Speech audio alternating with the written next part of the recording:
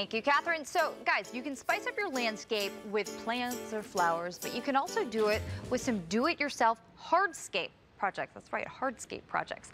All it takes is a little planning and some sweat, as I found out from Brian Scanlon of Weston Nurseries. So, Brian, I guess we're taking it out into the field today. We're looking at real-world applications here of, I mean, what do we have going on? Steps, retaining wall. Am I on the right track? You are.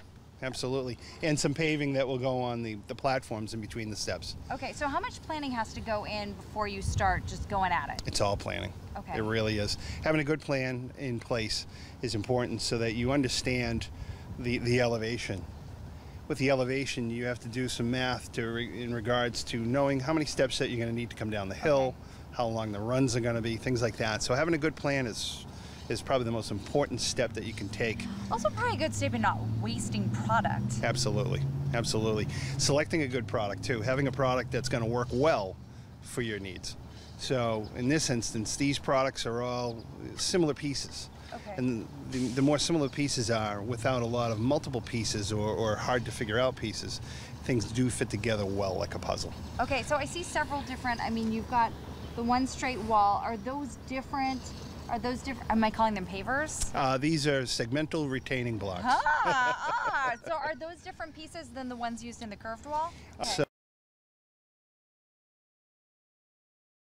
So you see that front is even, but then as it goes back, it's got a taper. Okay. So that taper, the V will be left open on a straight wall in the back, and some material will fill into those joints. But on the curve, those pieces, that little bit of an ease that each stone has where it's been made, creates that gentle curve. Okay, it looks beautiful here. And what is the piece going on top for the actual step? Are these all, this is all by the same company to make them fit together properly? It is, yeah, it's a local company. They're located in Massachusetts, in Westford, Mass. It's Pavers by Ideal. Okay, now I think we're seeing an important step happening here at the process here. You've got, is that the fill, is that the sand? What that is. There's a processed gravel that goes in behind and underneath the steps, and then compaction. So that top layer is sand. Concrete sand. They compact the concrete sand. That helps level the area, and the pavers are placed on top of that. The actual stepping stones are placed on that surface. And we've actually talked about this before too, an important step if you don't want it getting all jumbled in the future and all jagged. That's right. So they actually ran a mechanical compactor over this earlier.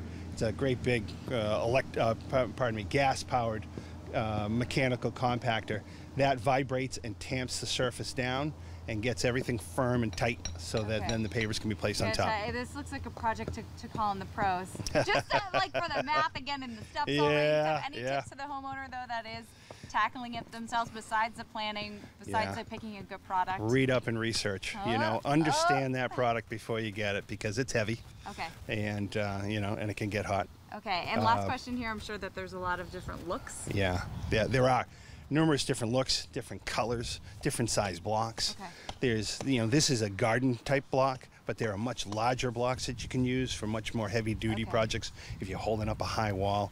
And again, there are regulations on how high walls can go, so you got to be careful there too. Okay, another part of doing your research. That's right, always. As always, thank you so much. Thank you, Sherry. Today. All right, so Brian, you're hired. Come on to my place and do the very same thing. So Weston Nurseries has locations in Hopkinton and in Chelmsford. Lily, over to you.